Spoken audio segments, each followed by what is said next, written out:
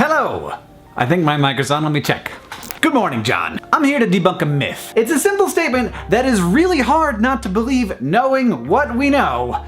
The internet brings out the worst in people. We all know that the anonymity of the internet allows the deep evil inside of every human, except for me of course, to spew forth in a fountain of vomitous hate. Okay. And yeah, I see it even on our content. On our sex episode of Crash Course Psychology, just a bunch of... there were comments, thumbed up comments nonetheless, talking about how homosexuality is a disease. And yeah, there are two hosts on SciShow Space, one of them is male and one of them is female. I would like you to guess which one has constant comments about their appearance every time they're in a video. Just go ahead and guess. But you and your friends, you aren't hate mongers. So it must be other people. Those people at the grocery store who seem very nice, but then when they get home, they go on the internet and they shrug off the clothes of their cultural burden and they put on their costume and they become Internet Turd! But I want to make a hypothesis here that allows me to feel better about the state of the internet and the state of humanity. I'm thinking anonymity doesn't bring out the worst in people. It just brings out the worst people. Imagine, if you will,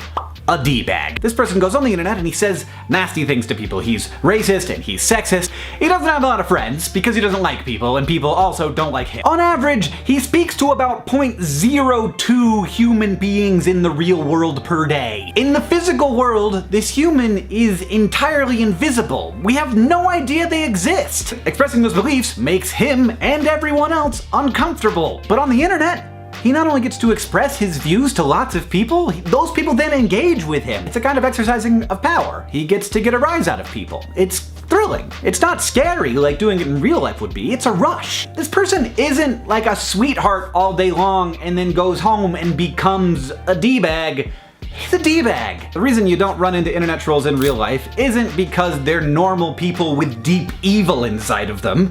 It's because trolls don't talk to people in real life.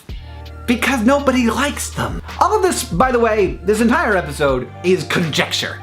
I've got no research to back this up, but it would be fairly easy research to do because I think internet trolls would be super excited about filling out surveys that graduate students in psychology gave them because they probably love to talk about themselves. Because it seems pretty likely to me that at least a good portion of them are narcissists. And honestly, I think understanding this and understanding those people is really important because I think the narrative of the hateful internet negatively affects the culture of the internet. People hear and believe that comments are a nasty place. They are certainly a much more nasty place than we tend to interact with in the real world. The result is that fewer and fewer normal, not trolly people interact in those spaces and they get worse and worse. While at the same time we prove over and over again that the internet can actually be a place where lots of really cool and great things happen. But if we all think that the internet is less great than it is, it will become less great because we think that. And my even greater worry is that people will look at the comments of a YouTube video and say, look, a third of these people, at least, are just terrible.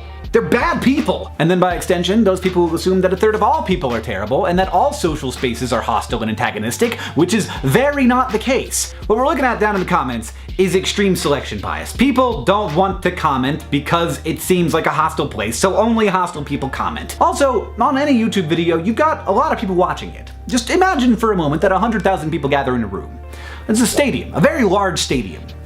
Now, what are the odds that there aren't gonna be some bad people in that room? Zero. They're gonna be bad people in that room. So it shouldn't be too much of a surprise that when 100,000 people watch a video, some of them are gonna be racist troll turds, and they're gonna leave mean, nasty comments. Now, a big problem here is that YouTube has lately been promoting discussion rather than how many people thumb up a comment. So a comment will end up way at the top of the video because lots of people are discussing that comment. That isn't usually because there's a good discussion happening there. It's usually because that first comment was extremely inflammatory and wrong, and people are arguing about it. And the trolls are loving it. That's an algorithmic problem. I don't know if they know about it, but it seems pretty obvious. It's totally feeding the trolls. Like, the whole point of a troll is to try and get discussion because they want to get a rise out of people, they want that rush, and they want some human interaction, which they don't get in the real world because people don't like them. Just let me guarantee you, as a person who has met a number of people,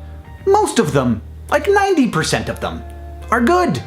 They're good people. Not because culture tells them to be good, not because they're afraid of being found out and they're waiting for that moment where they can be anonymously evil, but because they're people, just like you and just like me. John, I'll see you on Tuesday. Thanks for wasting your time with me.